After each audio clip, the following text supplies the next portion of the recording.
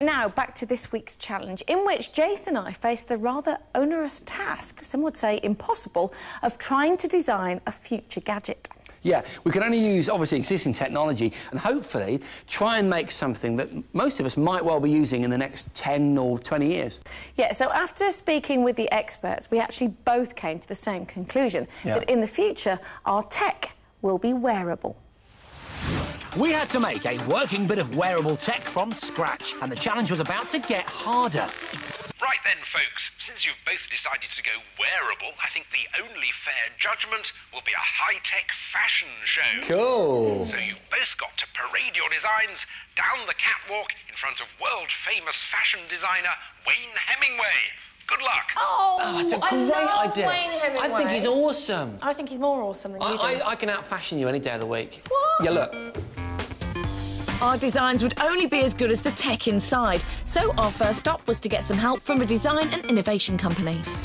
Small Fry have worked on all kinds of wearable technology products, from the first trainers with lights in to personal sound field generators. We thought they could help get us on the right track. Well, guys, we've seen what you can do, and we think that you're exactly the right people to help us with this challenge. OK, well, let's hear what ideas you've got and we'll see what we can do.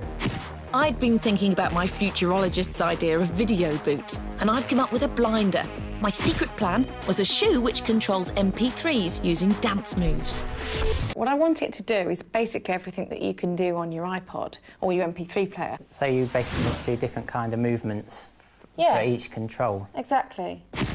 Earlier, I'd seen the potential of a wearable PC, and that inspired me to create a jacket with a computer fully incorporated within it. One of the ways that I think we can distinguish this design is the way that we interact with it. So some form of interface that is special, futuristic, unique.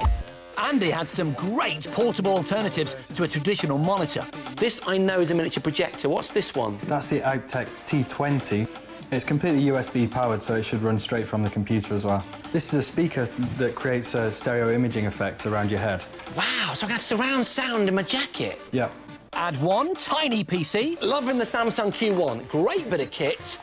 Then we had a real brainwave. For quickly opening different programs, we'd use RFID tags. When activated by a signal from the RFID reader on the jacket, the chips in the tags would emit a specific code, telling the computer what to do.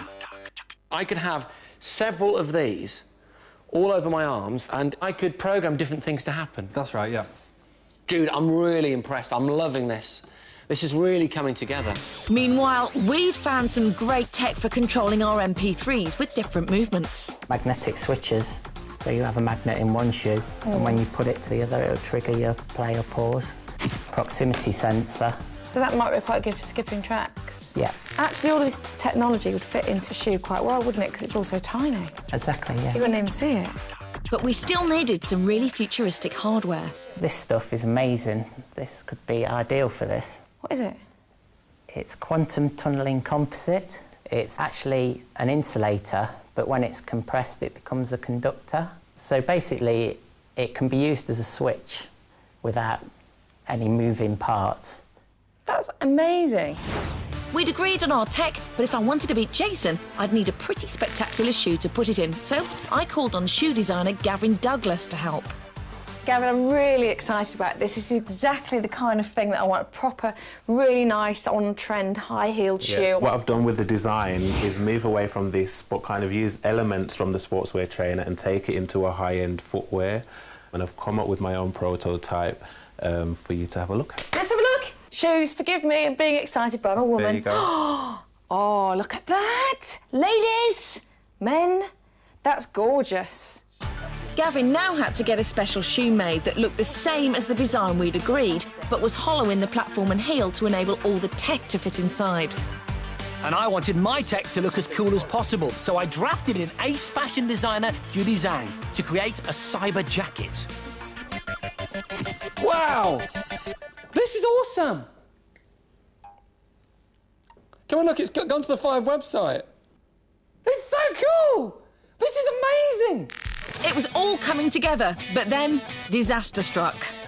What? You're joking? We haven't got any time. With just days to go, I found out that my beautiful heels wouldn't be made in time. In desperation, I had to buy a pair of ready-made shoes. I sent them to prototype specialists ARG to create some tech components that would fit onto them. But by then we were way behind schedule, so our teams had to work around the clock to finish the designs. So, these are my MP3 shoes. Cool. And this is my computer jacket. Yay, can I tell you about my shoes? Please. OK, so I can use all the controls on my MP3 but via my feet. I've got my transmitter here on the left shoe, and obviously that's sending information to the receiver, which is on the iPod. So this right, I'll turn device- the volume up, Yeah. look, by this little micro switch. All I have to do is just click those together. Listen. That is fantastic. Hey, I can skip tracks by just moving the position of my foot, like that. Susie, that's brilliant. Fantastic, with those position sensors. And this is my favourite bit. Yeah. I can pause the track by just pressing on my toe, where I've got quantum tunnelling composite. Oh, that's my favourite bit. No, honestly, I'm really impressed. I love them. Can I show you my jacket? Yes. You can see it's made of leather and various materials, but not all the leather is just for show. This, for example, is a screen, OK? The screen receives the image from this on my shoulder, a shoulder-borne projector. But that's all quite straightforward compared to the RFID tags just in there. Can you see there? There's like a square. Oh, yeah. There's loads of RFID tags all over the jacket, and they all do different things. They all execute different programs from the computer, which, of course, you've got to see, is in here. Can you believe it? I mean, look, where is it? That's extraordinary. It's accessed via this zip, so it's really easy to upgrade it, get into it, mess around with it. And in the neck of the jacket, look, can you see there? Little Garmin GPS.